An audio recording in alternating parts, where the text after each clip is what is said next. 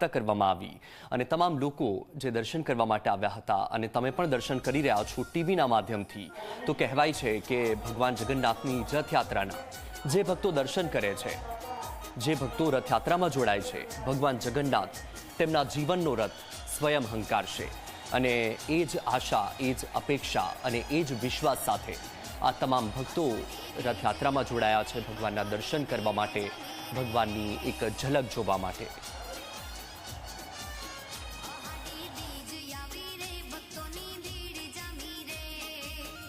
जी 24 કલાકના તમામ જે દર્શકો છે એમની માટે ભગવાન શ્રી જગન્નાથ અને પાછળ લાડકી બહેન સુભદ્રાનો જે રથ છે, આ દ્રશ્યો જોવા માટે સૌ કોઈક આજે ઘરની બહાર છે। આપ જુઓ કે ભક્તોની જે ભીડ છે એ એટલી મોટી સંખ્યામાં છે કે કદાચ અહીં પગ મૂકવાની પણ, કદાચ કોઈ પગ મૂકવો હોય તો એ માટેની પણ જગ્યા નથી, કારણ કે આ એક દિવસ છે કે જ્યારે ભગવાન નિજ મંદિરથી બહાર આવીને સૌ ભક્તોને આશીર્વાદ આપતા હોય છે। અદ્ભુત આ દ્રશ્યો છે અને એ દ્રશ્યો સૌ કોઈ પોતાની આંખમાં સમાવી લેવા માંગે છે, પોતાના હૃદયમાં સમાવી લેવા માંગે છે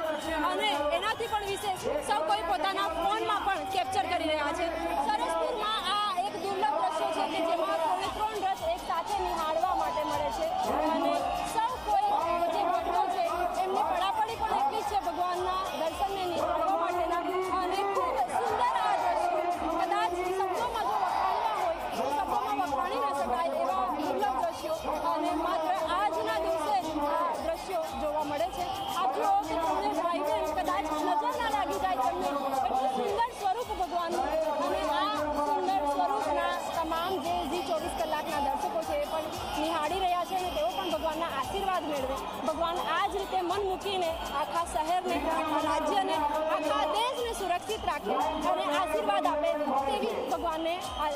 આશીર્વાદ આપે તેવી ભગવાનને અપીલ। કેમેરામેન ઉમેશ પરમાર સાથે મકવાણી વર્મા, ઝી 24 કલાક અમદાવાદ। તમે આવો તો સાથે આ પુરાવીએ, આસોપાલવના તોરણ બંધાવીએ।